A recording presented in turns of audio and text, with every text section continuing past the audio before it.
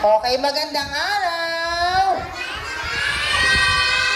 So, naririnig na may boses ko kasi si teacher ay nakalapel. Okay, handa na pong makinig sa ating lesson. Ilagay ang kamay sa ibabaw ng hita. Handa na ba kayo? O, saan titingin?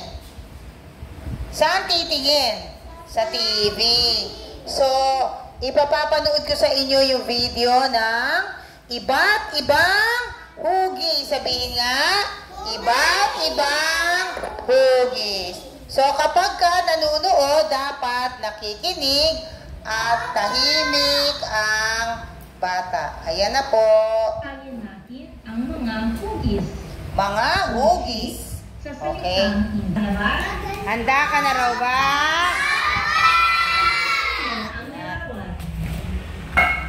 Taglay nito ang iba't ibang hugis. Matutukoy mo ba ang mga ito?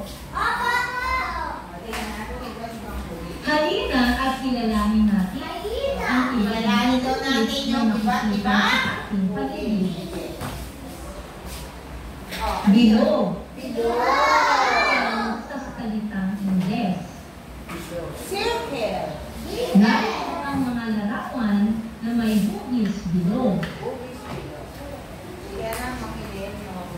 Bola. Plato. Orasan. Bola. Gulong. Dalandan. Butones. Ikaw naman ngayon ang mag-dictate. Okay, tingnan natin. Ulitin na natin yung sinabi ng TV. Ano to?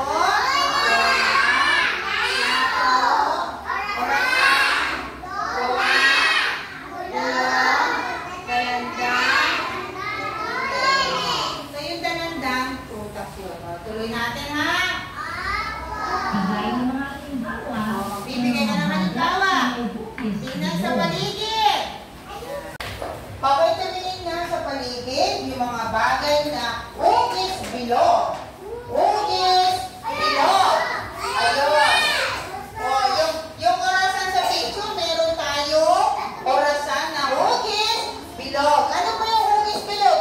Tumingin sa loob ng classroom. Yung ating electric fan ay hugis bilog. Yes, Kuya. Okay, tama.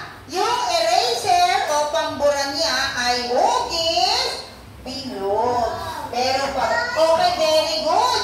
Yung kanyang butones sa blouse ay hugis bilog. Yes.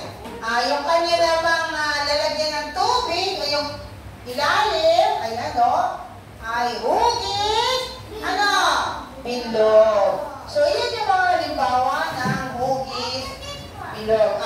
Okay, ako may toy dito. Ayan. Ay hugis bilog. Yes, yung kanyang relo nga naman ay hugis bilog. May bola sa loob. Ang bola ay hugis bilog. Madali namang makita. Bilog. Yes, ang dami nating toys sa bola dito na hugis bilog.